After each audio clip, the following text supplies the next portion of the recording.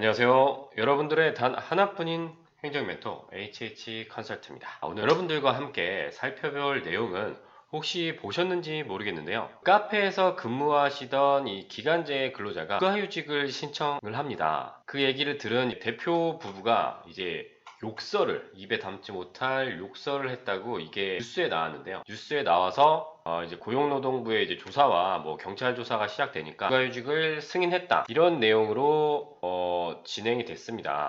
여러분들은 이걸 듣고 어떻게 생각을 하시나요? 저는 이 사건에서 우리가 알 수 있는 여러 가지 이제 행정 내용을 여러분들과 함께 살펴보려고 합니다. 근데 이 사건에서 여러분들은 이건 육아휴직을 악용한 것이다. 혹은 이제 욕설을 한 대표의 잘못이다. 육아휴직은 근로자의 권리가 아니냐. 이렇게 양측의 입장으로 구분이 될 수 있을 것 같은데요. 일단 첫 번째로 지금 이 분이 육아휴직을 신청하셨는데 이게 가능한지를 이제 궁금해 하시는 분들이 있을 겁니다.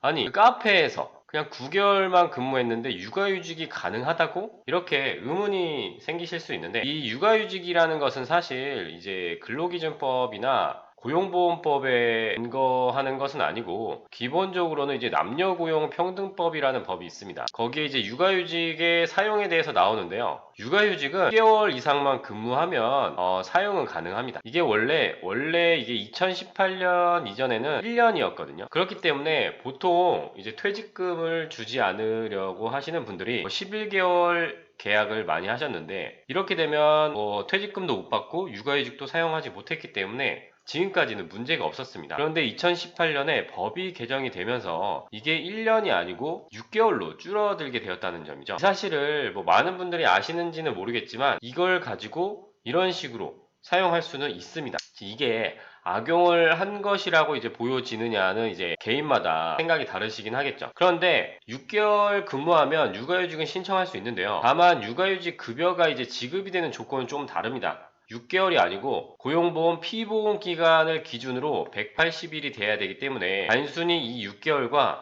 이 180일은 같지 않습니다. 그렇기 때문에 이 내용을 이분은 알고 계셨다고 생각이 되는데 왜 하필 1개월 남긴 9개월 근무 후 육아휴직을 신청하셨는지 조금 이해가 되지 않습니다. 어쨌든 9개월 근무하셨다면 적어도 5일 근무제였으면은 이 피보험 기간 180일은 충분히 채웠기 때문에 육아휴직 신청 후에 육아휴직 그 급여가 지급이 되긴 했을 겁니다. 자, 여러분들이 그 육아휴직을 신청하겠다는 직원의 말을 들은 이 대표라고 생각을 해보게 갑자기 이렇게 욕이 나오시나요? 물론 그건 개인의 인성과도 관련이 되겠지만 그렇게 달가워하지는 않으실 겁니다. 일단 육아휴직 신청을 받아주면 좀 귀찮은 작업이 이제 진행이 되고 또 내 돈은 안 나갈지라도 계속 고용관계가 유지되는 것인가 하는 이제 불안감이 생기겠죠. 이때 사업주가 거부할 수 있는지를 알아보면 법적으로는 이제 육아휴직이라든지 출산휴가는 원활하게 사용이 가능해야 되기 때문에 사업주가 거부하기는 어렵습니다. 그렇기 때문에 이분도 이렇게 쌍욕을 하신 거는 거부할 수 없다는 걸 아셨어도 아마 욕이 나오셨을 건데요. 다만 여기서 이 대표분이 인지하지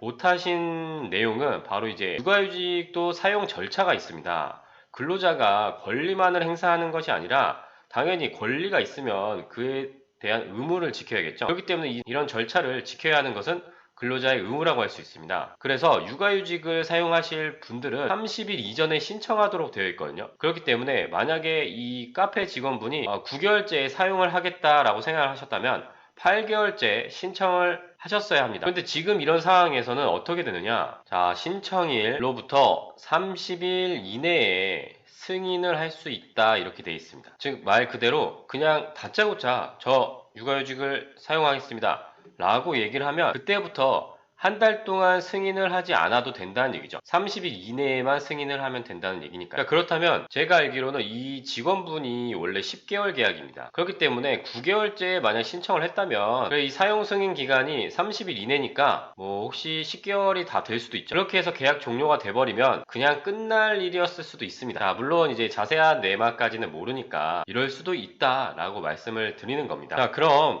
육아휴직을 승인을 해줄 수밖에 없는 상황인데 그럼 걱정이 되죠. 아니 그럼 육아휴직 기간 동안 어떻게 해야 된다는 것이냐 라고 이제 의문을 가질 수 있는데 지금 이 상황에서는 이 육아휴직을 신청한 A씨가 10개월 기간제 그리고 1개월 남기고 육아휴직을 신청한 건데요. 보통 이제 육아휴직을 신청을 하게 되면 이제 이분은 1년 동안 육아휴직을 하게 되고 이 자리는 이제 대체직을 고용하게 됩니다. 보통은 이런데, 그리고 여기서 이제 1년을 사용하지 않을 수도 있고 쪼개서 사용할 수도 있죠. 그런데 계약직인 경우, 그러니까 말 그대로 이제 정규직이 아닌 기간제 근로자는 이 계약이 종료하면 고용관계가 종료기 때문에 육아휴직도 똑같이 종료가 돼요. 이게 상식적으로 생각하면은 이제 알 수 있는 게, 왜냐하면 우리가 고용할 때는 4대 보험을 들죠. 4대 보험 중에 이제 고용보험이 있어서 이 고용보험에서 실업급여라든지 육아휴직 급여가 지급이 되는 건데요. 다시 계약 기간이 종료했으면 이 4대 보험도 상실이 됩니다. 이 상실이 되었다는 것은 결국 고용관계가 없다는 것인데,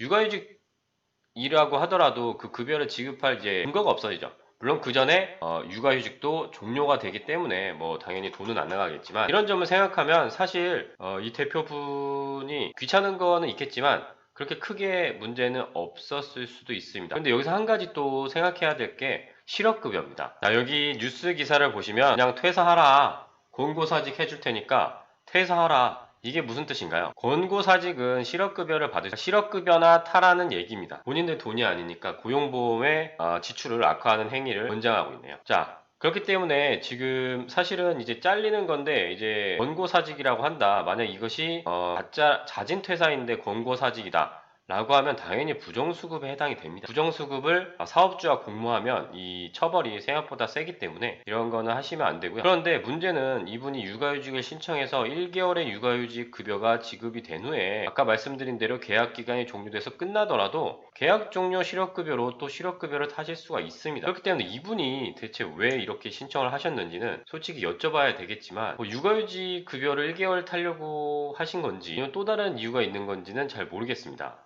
물론 실업급여는 이제 통상임금의 60%고 육아휴직급여가 80%라는 점 때문에 그렇게 생각하신 건 아닌가 하는 생각이 드는데요. 그런데 이제 커뮤니티에서 이 사건이 이제 알려지면서 육아휴직 지원금에 대해서도 이제 언급이 되었는데요. 아니, 육아휴직을 하면 사업주한테 지원금도 주고 어차피 본인 돈이 나가지 않는데 이걸 몰라서 욕을 한 게 아니냐, 이런 얘기를 하시는 분들이 있었습니다. 실제로 육아휴직 지원금이라고 불리는 게 있는데요. 정확히 말하면 이게 출산육아기 고용안정장려금 뭐 이런 식으로 되어 있습니다. 육아휴직을 이제 부여한 사업주한테 지원금을 나라에서 얼마만큼 주게 되어 있는데요. 일단 기본적으로 이제 12개월 미만의 자녀에 대한 육아휴직은 30만 원만, 첫 3개월 같은 경우에는 이제 200만 원이 지급되기도 합니다. 그렇기 때문에 육아휴직을 쓰게 하는 이제 사업주 같은 경우에는 이 돈으로 뭐 대체직의 인건비에 쓴다든지 이런 식으로 활용할 수 있게 되어 있고, 대기업이라든지 이런 큰 기업은 해당 사항이 없는 우선고용 지원 기업 대상으로 지원금이 나갑니다. 그래서 우리가 방금 말했던 뭐 카페가 대형 카페이긴 한데, 기본적으로 이제 소상공인이나 아니면 소기업, 중소기업 같은